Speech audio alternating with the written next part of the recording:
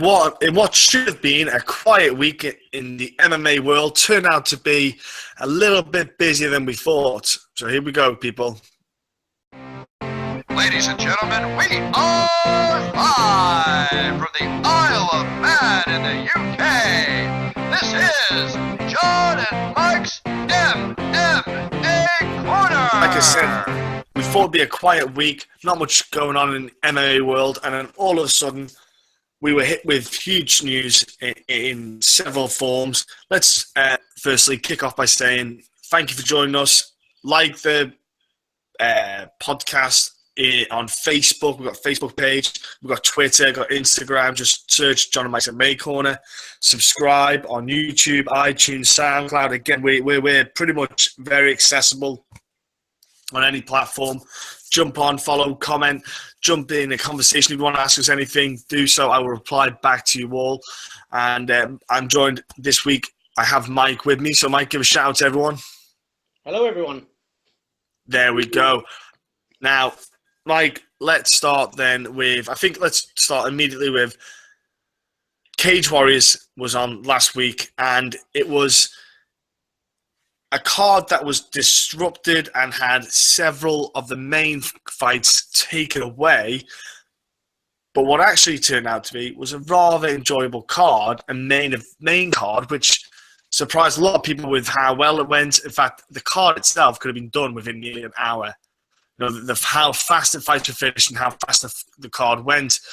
Looking at the card yourself, overall card. Well, I've got to jump straight to it. Scott Cleese. Mike, we're right here. If you want to look at us, that would Scott be a Cleese. good start, like I said. Yeah, Scott Cleese. Everyone was, well, not everyone, but there was questions on like how would he do against somebody of that caliber, and he did fantastic for most of the fight, and then just got caught in a submission, and that was the end of that. But up until then, he looked like he was going to go and, and take that win. I thought, I thought that late surge in his career was just going to carry on that little bit longer and to a higher level. Yeah, he got close. He almost had a hand on the prize, But Well, he almost got a title fight. That's the thing. He almost got a title fight. He didn't quite get the gold because he didn't get the title shot. Like I said, elite surge, stepping into the lightweight division when he previously had fought at welterweight. Yeah, he was in a fight and possibly a tougher challenge than his previous two bouts. Svensson, who we knew was a very good grappler, submission artist, but Cleese showed fantastic kind of fluidity on the ground with the reversals, getting on top with the elbows, and basically the kind of dominant positions that he had. He was lighting up Svensson. The fact that he just kept going back into that guard. I've done it myself when you shouldn't have done, when you should just stand up and carry on. And it happens when you get in a fight, logic just goes right out the fucking window sometimes. And it's that split-second moment, the blood rushes and you just fly in. And he got caught in that triangle, and it was a beautiful triangle by Svensson. We know Svensson's good with the submission game. This Svensson, I don't know if he'll fight the winner of the Fish Golf title fight that's happening on the Cage Warriors card on the 12th of November. But if he gets to fight Fish Gold, I can't see it going too well for him. Also on the card, a great, awesome matchup that actually kicked off the card itself. Two young, fantastic British prospects, one from Wales, one from England. Adam Proctor, who's been trained by Alex Enland, was facing a local lad in Khalid, who's trained by Lu Long. Well, not trained by Lu Long, but one of his training partners is Lu Long. Look, Aaron Khalid had a backpack on for most of the first round and was clearly dominated for that round. You could have easily said a 10-8 round. It was that. Second round, it almost was going to go that way, and Adam made a mistake. Adam made a transitional mistake Aaron was on point. Aaron, by the way, he has competed at the World's Amateur MMA championships in Las Vegas. The kid is legit. He saw the opportunity, jumped on it, reversed it, got Adam's back. Adam tried to get himself out. He just wasn't. He was flustering big time. Got caught in a choke, tapped out, bang. That's his first pro loss. Big win for Aaron. That was a hell of a great fight for two young prospects. Exciting times for the UK MMA scene, especially in the welterweight division with them two kids. I was super impressed with that one. One man that did, I tell you what, Mike, one fight that came out of nowhere. Short notice fight. It was for Arnold Quiro. I can't pronounce that wrong. Quiro. Quiro. Yeah, it is, Mike. Yeah, that's what all your boyfriends call me. And so basically, what happened was he accepted a fight at featherweight. His opponent dropped out. Short notice. Dean Treatment stepped in and said, "I will take that man on at 155." And Quiro, he was talked of potential UFC material. The guy was on a high win streak. He was a prospect. He was a guy who turned his career around, was turned into a top fighter, and got starched in 12 seconds. I mean, starched. Lazy, looked confident in the sense that he looked too confident and cocky because he's going against a guy who came in short notice.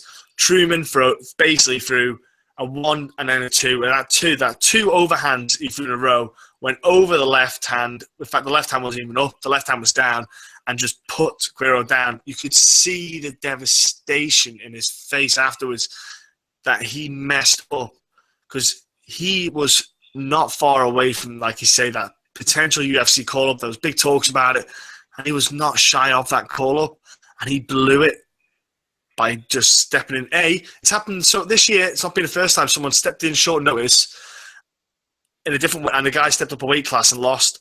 Look at Ian McCall again, for example. He's won from the flyweight division. John Lineker, that fight. John Lineker didn't make weight. Ian McCall said okay. He learned his mistake against Justin Scoggins, didn't say yes, but other fighters have done it as well, where Will Brooks, there you go, against Cowboy, bang. Cowboy didn't make weight. Will Brooks said yes. Look, just dude doesn't make weight. I know you want to get paid, etc. Don't accept that fight. And do you know what? That was an interesting one to make. Look, yeah, another huge prospect in the UK is seen to look out for is a guy called Jack Shaw. That kid is super talented, super exciting to watch. He was on the Cage Warriors card. He walked away with a win, second round, against a legit German prospect in his own right. It was Jack's second pro fight. But again, he was a product of the UK amateur MMA scene, fighting on the World MMA Championships. Again, I'll give you some more education anytime, my friend. But let's kick into stuff that you'll know about the UFC. Well, being a UFC fan. I wanted to talk about one more fight, actually. And it was a fight that I really enjoyed, and I could have watched it for another round. And that was the Josh Reed against Martin Sheridan. I thought that was a disgusting decision. It was the only fight left on the main card to talk about. I thought it was a shocking. I know. It was a shocking decision. It was a wrong decision. And it was simple as that. But it was a fun fight to watch. You know, it was you had that sort of that power against that fluidity sort of thing, and the fluidity seemed to be paying off. But I thought Martin Sheridan had got that, and when he didn't get the decision, I thought to myself, like, why not? You know, what am I missing? You know, and I couldn't get it, but you know, I'm glad you agree. I spoke to Martin online on Twitter. I discussed a little bit about the fight. Even Dan Hardy said it was the wrong decision as well. You know, I was tweeting Dan Hardy, and look, it happens in the sport. Sometimes when it's in a home crowd and they cheer for shots that didn't land, that maybe they thought landed, swayed by stuff. One judge gave the Sheridan 30-27. I need to find out the judges who scored that card because I would love to find out. Because I know a certain judge that was there judging, and I'd like to see who he scored it for and why. But anyway, yeah, well, you can find out. Out there anyway. Was one of the judges for that one? Yeah, it was there. Yeah, there is a site you can use to find out who judges fights. It's a simple one. I can't remember what it is off the top of my head. It's like, I don't know, judgesdecision.com or something random. It gives you a list of all the fights and if all the fights that went decisions and what the judges' scores were. Anyway, Mike, we're going to do UFC, something you can get your teeth into. GSP announced on the MMA Hour with everyone morning that he's a free agent.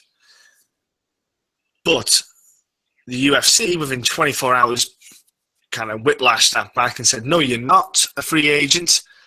Either way, there's a bit of a stalemate because the bread and butter is GSP wanted to fight in the UFC. He put himself in the testing pool a while back ago.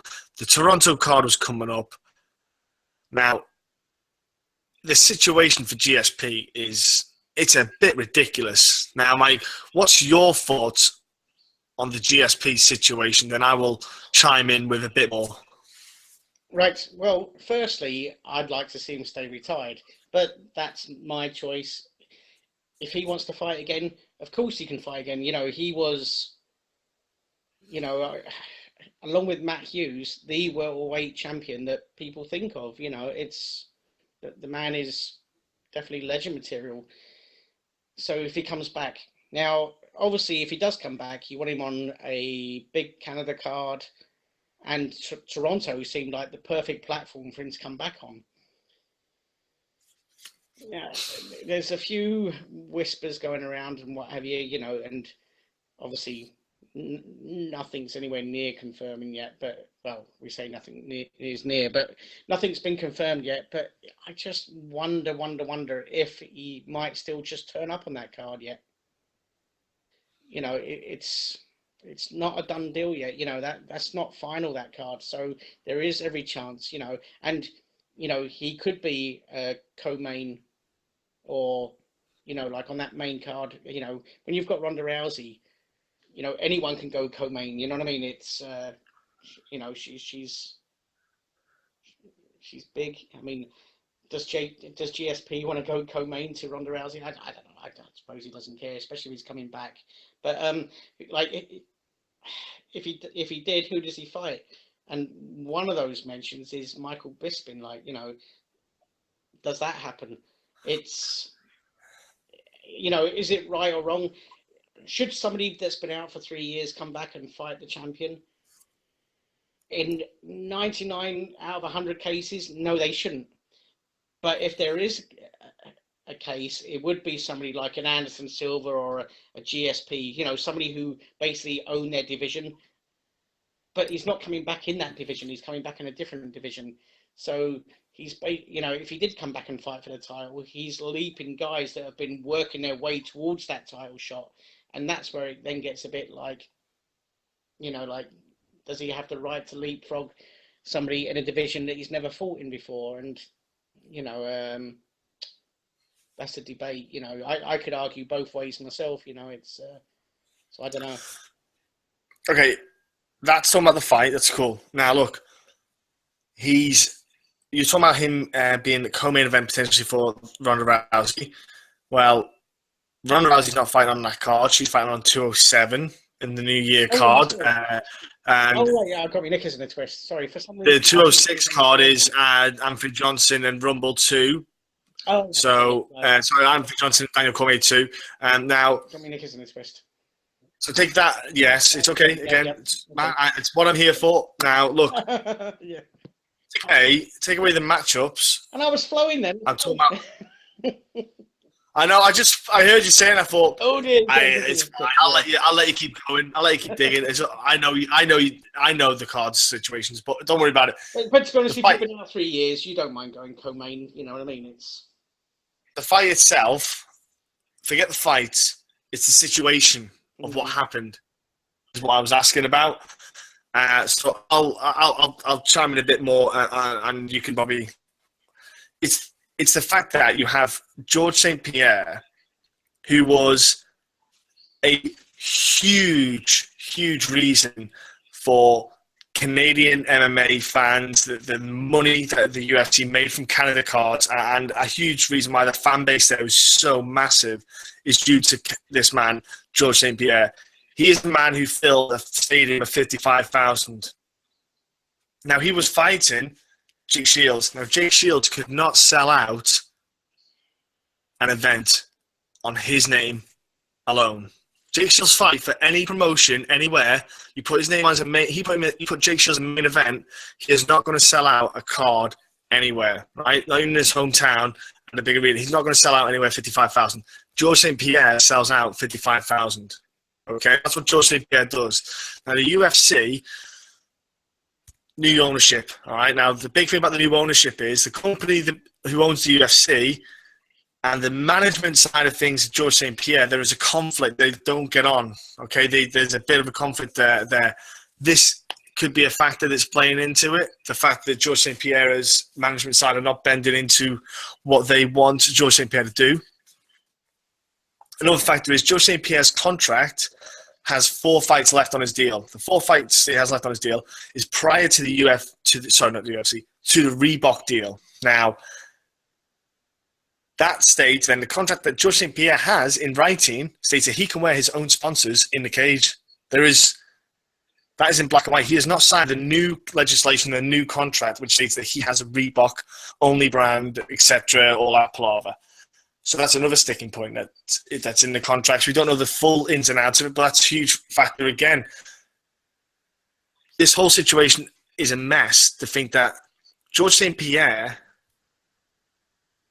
defended his belt, went through multiple fighters over the years, is easily the #1 Canadian fighter to come out of, come out of the UFC kind of brand. Also, if you look at Mike, if you also look at what GSP is as a fighter, he is the staple. Like he's like kind of one of the kind of Hall of Famers, the guys that you will remember in 20 years' time. George St. Pierre's. Definitely.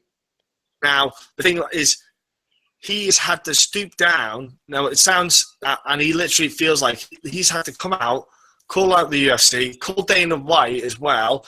White doesn't know what it is to be a fighter, etc. He's almost had to tarnish the UFC to get them to react, to get this sorted. That, for me, is a worrying sign. The fact that that George St. Pierre has to go to this length to get maybe potentially what he wants or needs. He has to go publicly. This shouldn't have had to happen. The UFC should be able to sit there and think logically and go, George St. Pierre wants to fight. We've got a card in Toronto. We're going to put the two of them together because I'll tell you now, ticket sales have went out for Toronto. I haven't heard about the sales being a sellout yet. And UFC are quick to announce sellouts. If there's ever a sellout, they will tell you straight away it's being sold out. Also, Mike, I'm going to ask you another question, right? The main event, like I told you just then, Rumble and Cormier 2, okay? That's the main event. Can you tell me the other fights on that card, please? Off the top of my head, no, I can't. Right. You are not the only one who cannot sit there and give me the fights. There's 10 fights that have been announced so far for that card, right? Take away that main event, that main title fight. It is simply a fight night card. There is nothing in that card that is standing out. It's nothing spectacular.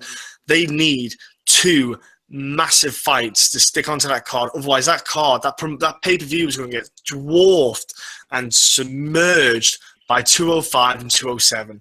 At the moment, 206 is just it's nothing. There is nothing in that card that's going to get anyone paying money. And Toronto, I do what I feel awful with Canada again. Canada are getting not screwed over, but Canada are getting left out again, lurched. The UFC treat Canada shit now, the GSP in there. So that's the problem, Mike. I was trying to get to that side of things, Mike. Yeah. I'm not talking about a fight. I'm talking about the situations behind all of this, about why. It just seems silly to me because you would think that if GSP was starting to voice that he wanted to come back, you would think that the UFC would make it happen. Mike, I'm here. Yeah, you would think that the UFC would make it happen on their promotion. Not at all costs, but at virtual costs. You know what I mean? I do believe GSP was the first $1 million earner, I think, for a single fight. It'll be him or Anderson. It'll be one of the two, but we're not going to know because Yeah, You might be talking about disclosed. Who was the first $1 million disclosed? But what was basically, it wasn't my not wages. disclosed? It wasn't my wages, so I didn't go too deep into it. But Yeah, it was, exactly. But I do believe at one point he was the highest earner for the UFC. Pre Conor McGregor days, this is going back a few years. Yeah, we know. But he was a mega earner. But he brings like you said, he would sell out a card in a big arena in Canada, regardless of whoever else they had on that card. They swarm to watch him. I know Conor sells out everywhere, but GSP is the one that sells out at home every time. Like a lot of the countries, they have these guys. Like in the UK, we've got Bisping, where everyone they do attend the Bisping fights. But Canada even more so for GSP. So you'd think the UFC would say, right, if he's coming back, we can't afford to have him go elsewhere. If he's going to come back, he needs to be on our card, because he would make that Toronto card, and it would sell twice over. But it's sometimes I wonder, like, just does the UFC, are the UFC sort of not noticing what's going on? Because there's definitely like. Well, so the owners, you got to remember. You say the UFC, it's new ownership, so we've got to remember this. The new owners took over in August. The sale and then the takeover happened over a period of a few months, and the takeovers happened. So you got to think, the UFC don't know. Well, they do notice it. It's just that there's new owners there at the helm, and the people who are the faces of the promotion have their interests. But the management side, like I said, Mike, there's a conflict of management. This is when it starts to get interesting, because you think the representatives, Chris Weidman, his representative, UFC owners, Ronda Rousey, the UFC owners. There is a handful of names that are owned by the UFC owners. Now, I know there's a licensing issue where there can be conflicts of interest where you can't have that, but I don't know how they're going to get around this whole problem. Money talks, what I'm going to say. But anyway, I'll say ultimately, it's very sad, the fact that Mike, I've said it as well.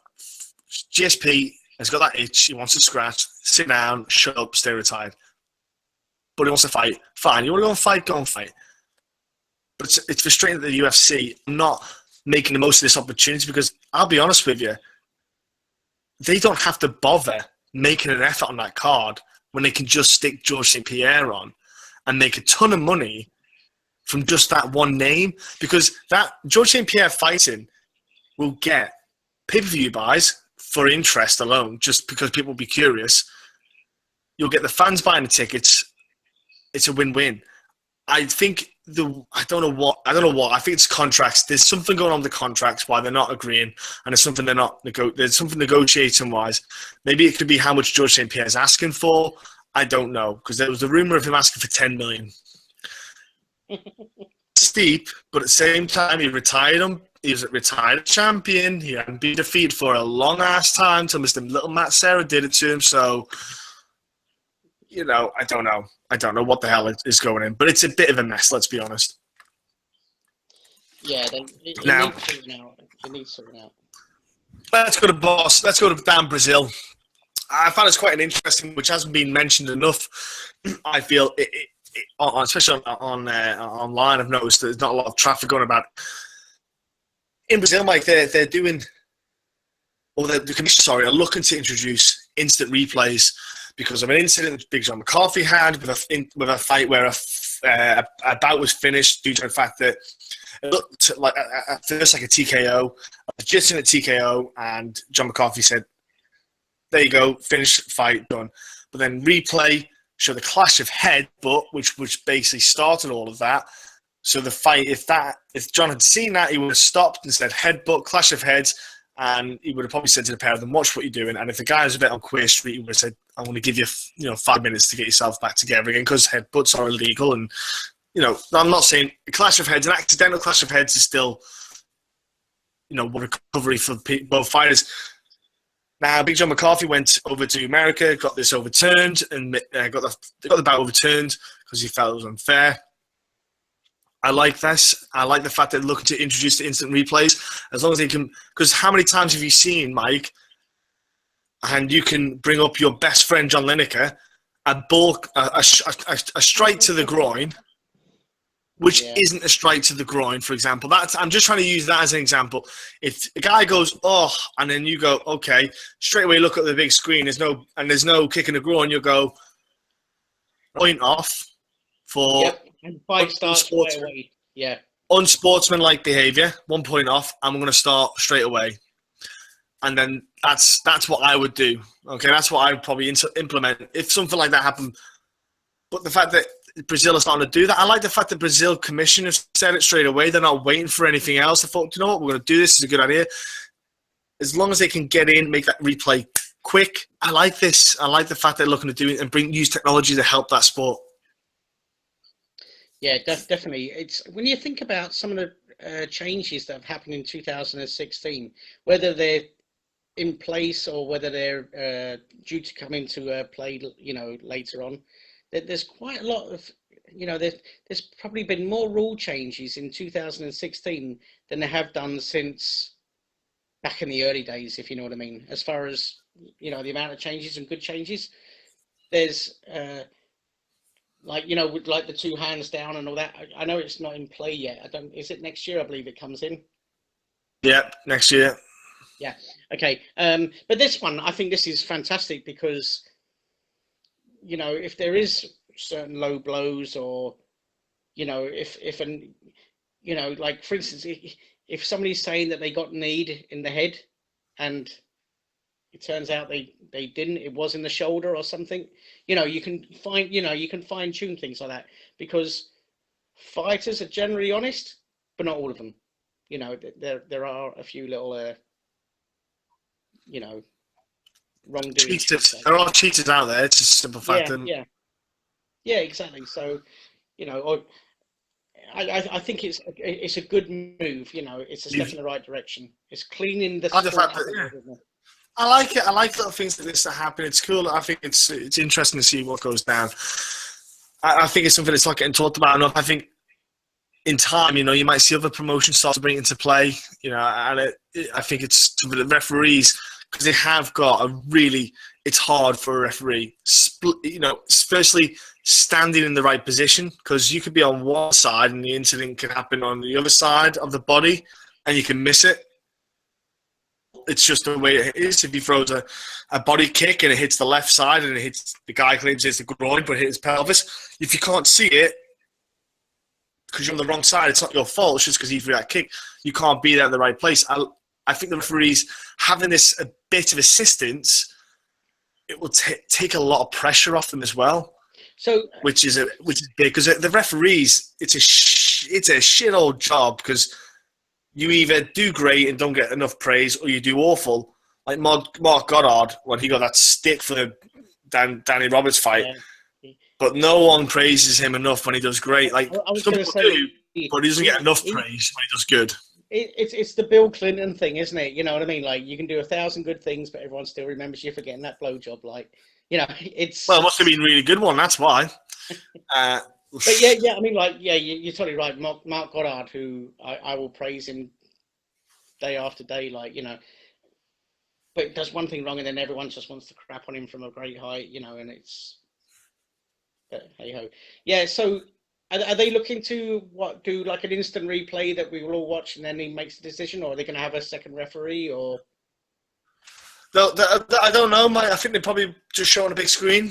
Just a simple case of something happens, referee stops the fight, bang. So, like for example, maybe if he were to call the fight off, or if he wasn't sure, he'd maybe stop, time out, whatever. Yeah. Big screen, bang, okay, clash your heads, stop the fight, 5 minutes for you, 5 minutes for you, go chill out, come back, or, something like that. Well, I'm not sure what it is. Yeah, you're right. They can start they can do a timeout, and it doesn't take long to quickly, go to a replay.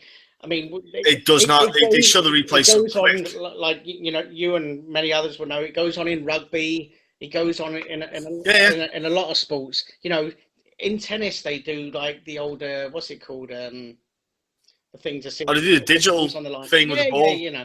So Yeah. it's why can't it be done? Why not? If you're Well, there's no reason you know, to. if you're going to give a fighter up to 5 minutes, you can at least spend 30 seconds on finding out whether he's cheating. Because if he is, you need to get him back in that fight because it's not fair on the other guy or girl. So, Oh yeah.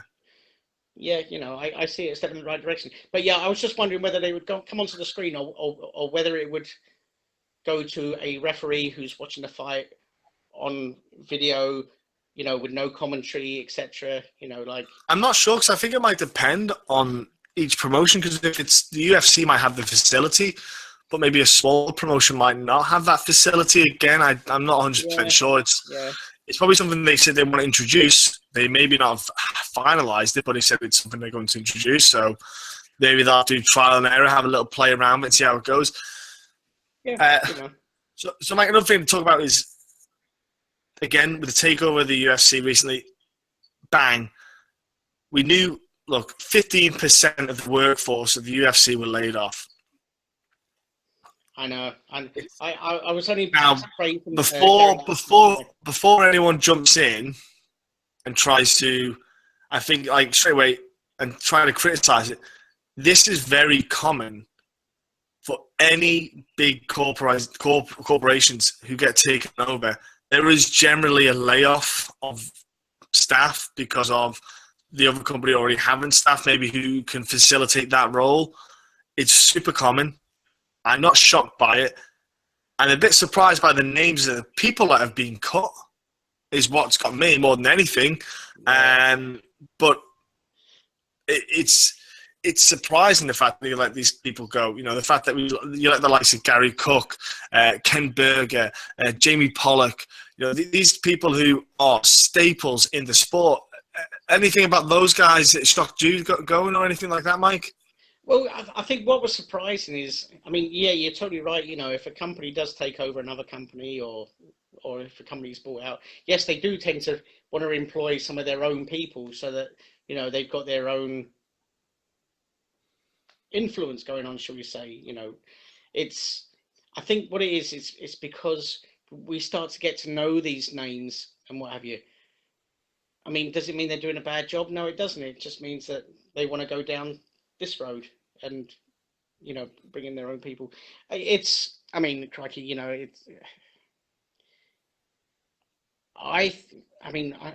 they're not working for me. So even though I might sit here and go, oh, but they were doing a good job, I don't know that. You know, they might have been doing an okay job. They might have been, you know, like we don't know. It's happening. It sounds a bit like it's a bit shite, you know. But I don't know. It's just that's what goes on, you know.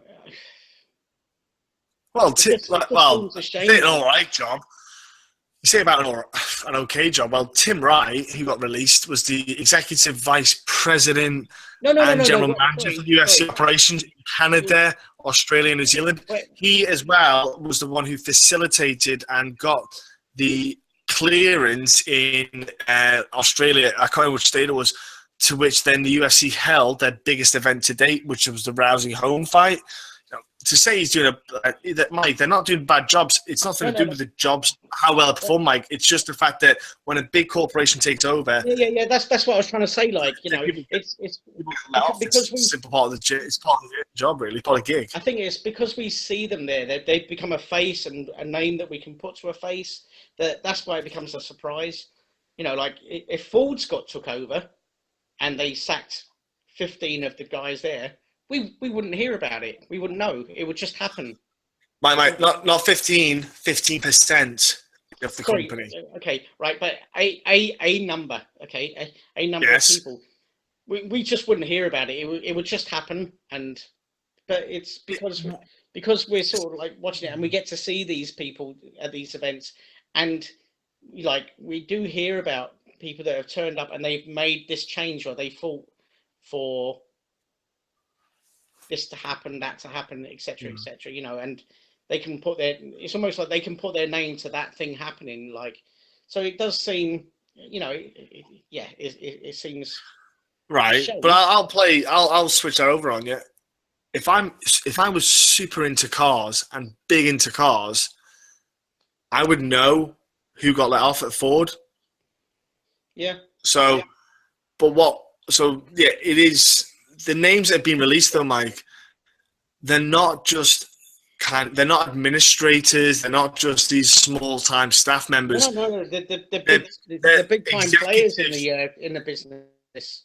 They're people who have made steps and strides and progression with the company, who have helped the company grow in their specific field. That's what's been so surprising about the fact that these people have been let go. Look, more names are going to get released, I think, in December, probably, or something like that. It's, again, Do you know what? when this happens, it's going to keep coming.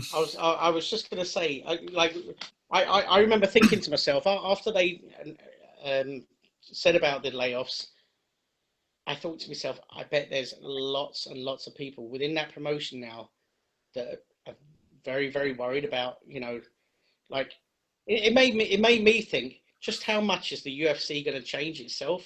Like, Well, I honestly thought that when the UFC got bought out, that the only thing that would change is the owners, and we ourselves wouldn't really notice any different, And then all of a sudden, a couple of people started leaving, and we thought, okay, well, Joe Silva, he's just taking his money and he's retiring. He's going to enjoy his retirement and his life. Made sense. But then all of a sudden, it was like they announced the redundancies, and I thought to myself, like, well, okay, if they're changing that, how much is going to change? What? Because everything other than the ownership was pretty much the same. But now it's a case of who's. It's not a case of who's going. It's now who's coming in. Well, it's people within the company that you've already got there, and also, Mike, you said about changes. You do know that they are looking to reduce the amount of events that the UFC hold every year. See, that doesn't sound too good. I like me at least one card a week. So that's one thing they're doing, Mike. They're looking to knock down. They're looking to knock down the events, the amount of have each year. Another thing, Mike. Again, that's why I'll talk to you. I'll keep you up to date with this kind of stuff. The Ultimate Fighter, they're going to end that as well. Yeah, that's going, is it? Yeah, that's another thing going, Mike. Well, to be honest with you, that's been on life support for a little while now, hasn't it? So that was on the cards. That's like Grandpa. That's sort of like every Christmas you wonder if it's going to be the last, and So I'm not surprised then about that. But I'm just curious about who they bring in. I mean, okay, did I know who Gary Cook was before they brought him in? No, I didn't. But the times I have spoken. No, like I say, that's what I mean. Like they'll have people within their company who are, for example, have worked within the kind of field within marketing, who have a hand or knowledge of what the position is anyway. So again, it's not like Gary Cook or any other party. Tim Wright, it's not like they, prior to this, were in another MMA organization and then did what they did. It's the fact that they had already been with a different job. They just came in and kind of marketing's marketing, so to speak, and putting legislation in place is legislation. It doesn't matter what sport it is, same kind of principles apply. One thing as well you got to think about is the people who've been let go.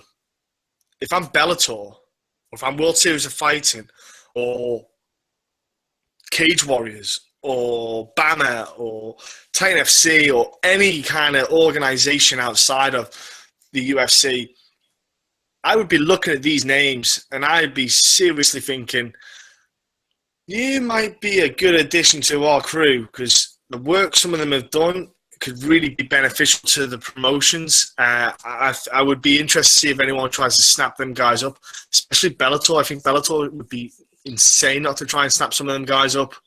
Well, yeah, I mean, they've got the good finances to really sort of go in there and say, look, we can offer you what we feel you're worth, whereas some of the other promotions, they might struggle a little bit more. But this is looking better and better for Bellator, and worse for the UFC. and I do wonder what direction the UFC is going in. You know, it's like, is it going to be like, so say let's okay, let's not look next year. Let's look, say, 3 years, 5 years from now. You know, is there going to start to be a sway? You know, is Bellator going to start being the promotion to go to? You know, because that seems to be improving, whereas the UFC seems to be, there's a lot of changing going on, and we don't know how that change is going to work. So I wouldn't be surprised if some fighters say, well, actually, I'm going to go with the promotion that's on the up. Well, the other thing is the Reebok deal itself, and actually I rephrase that, the TV deal they have with Fox, when that runs out, what happens with that deal? Do they get bigger? Do they stay with Fox? Do they go to ESPN? That's a huge one. The other one is the Reebok deal, because the new owners didn't bring this deal in. Will they maybe sign something else? Will they look somewhere else? Or will they just come back and go, do you know what? If you want to get your own sponsors, we will let you do that. Or if you want to use their brand, UFC brand, you can only have 2 sponsors. So anyway, the side point. Go on, that's a rabbit hole. Look, the only thing going on this weekend, there are some smaller shows going on. One smaller show that's going on is Bellator, like Mike said. It's the return of Shelamenko. He's taking on Kendall Grove at the main event. Other fights on that card, you've got Bobby Brent taking on Chase Gormley on the prelims. But Bobby Brent is a dude on the Shamrock FC brand who's been on here before. He's fighting Chase Gormley. That'll be an interesting fight because Bobby Brent is absolutely game. He's a legit good heavyweight, in my opinion. It doesn't look aesthetically like, you know, some absolute monster, but he is really good. Yeah. And obviously Mike knows Bobby then. He must be a big fan of Bobby because you look alike in a way. And we moved the same as let's well. go to... What's that? We moved the same as well. We're quite deceptive. Yeah, in like how a we model. move. Oh, you waddle like Penguin from Batman. Are you going to tell him that? Okay. And so say that again? Are you going to tell him that? Yeah, I'll tell him that. Now, look, next up, we've got Bobby Lashley fighting on the card. And hard to remember, it's Bellator at the moment. There's some cards that go on the radar. That's one. I'm not really that big up on it. I won't be tuned in for it. But if you do, folks, enjoy it, I'll probably just read the results next day. And if there's any good fights, I'll watch it over online. But yeah, we'll be back next week, people, talking probably more random MMA news that pops up and any particular announcements that happen. And also looking forward to Rafael dos Anjos taking on Tony Ferguson, which is an absolutely sick fight to be kicking off with. But